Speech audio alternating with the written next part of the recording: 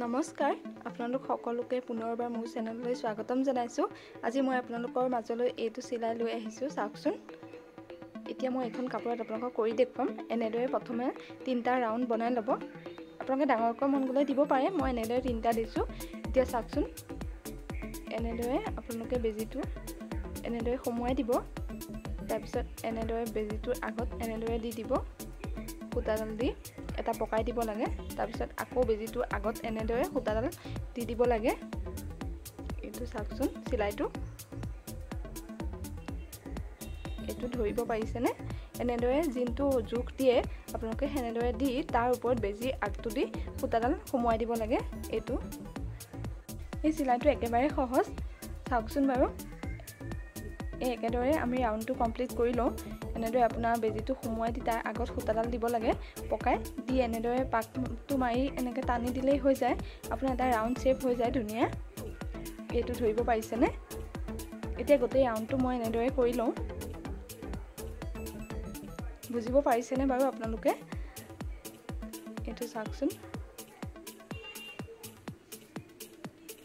এই চিলাইটো কৰিবলৈ বহুত সহজ আৰু কম সময়তে কৰি হৈ যায়। সকলোৱে পাৰিব এইটো। চাওকচোন, আৰু বহুতেই জানেই এইটো চিলাইটো। এনেদৰে আমি ৰাউণ্ডটো কমপ্লিট কৰি ল'লোঁ প্ৰথমে। এইটো এতিয়া মোৰ ৰাউণ্ডটো হৈ গ'ল। এতিয়া মই দ্বিতীয় ৰাউণ্ডটো কৰিম। আপোনালোকে ডাঙৰকৈও দিব পাৰে। মই এনেদৰে দি দিলোঁ। যিমান ডাঙৰ মন যায় সিমানখিনি দিব পাৰে।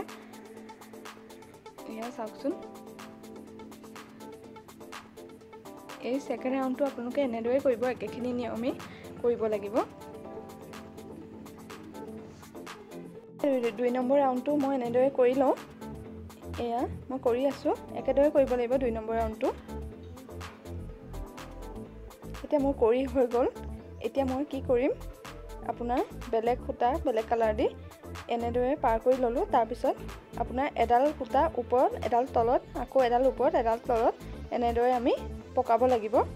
আপোনালোকে বেজি আগটো দি নলয়, বেজি পাছফালটো দি ল'লে বেছি সুবিধা হয় কৰিবলৈ, নহ'লে হাতত খোজ খোৱা যায়। সেইকাৰণে বেজি পাছফালটো লৈ ল'ব। এয়া চাওকচোন, এবাৰ আগৰ ওপৰত দিব, এবাৰ তলত, এবাৰ ওপৰত, এবাৰ তলত। এনেদৰে গোটেই মাছটো আমি কৰি ল'ব লাগিব, ফুলপাহৰ মাজৰখিনি। এয়া চাওকচোন, মোৰ কৰি হৈ গৈছে। বুজিব পাৰিছেনে বাৰু? নে সূতাডাল আপোনালোকে এবাৰ ওপৰত দিলে এবাৰ তলত দিলে হৈ যায়। এয়া মই সেইখিনি কৰি ল'লোঁ। এতিয়া মই এইখিনি কৰিম। ইয়াৰ ছাইডটোত এটা মই বেলেগ চিলাই দিম। এই ফুলপাহত মই 3টা চিলাই ব্যৱহাৰ কৰিছোঁ। যিসকলে নাজানে তেতিয়া তেওঁলোকে 3টা চিলাই শিকিব পাৰিব। এয়া চাওকচোন, এতিয়া মই দেখুৱাইছোঁ আপোনালোকক কৰি। এইকণ মই কৰি ল'লোঁ। প্ৰথমে আপোনালোকে এনেদৰে ল'ব।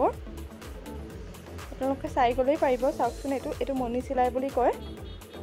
এনেদৰে টানি দিলে এটা গাঁঠি নিচিনা হৈ যায়। প্ৰথম এনেদৰে খুচি ল'ব। তাৰপিছত সেই সূতাডাল দি বেজিটো এনেদৰে পাৰ কৰি দিব। পাৰ কৰি দিয়াৰ পিছত সেই যোনটো চুক ৰখি যায় সেই চুকেদি আকৌ বেজিটো এনেদৰে উলিয়াই দিব। উলিয়াই দিওঁতে এটা গাঁঠি হৈ যায়। দেখিছেনে? আৰু ধৰিব পাৰিছেনে বাৰু? যদি পাৰিছে প্লিজ কমেণ্টত জনাব আপোনালোকে যদি পাৰিছে, আৰু নাই পোৱা যদিও জনাব, আৰু কিবা ভুল হ'লেও জনাই দিব। তেতিয়া আগলৈ শুদ্ধ কৰিবলৈ সুবিধা পাম। আপোনালোকে জনালে ভাল লাগে। এয়া চাওকচোন, এটা মণি হৈ গৈছে। এনেদৰে গোটেই ৰাউণ্ডটো আমি কৰিব লাগিব।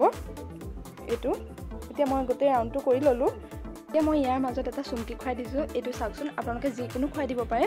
মণি, মুকুতা যিকোনোৱে খুৱাই দিব পাৰে।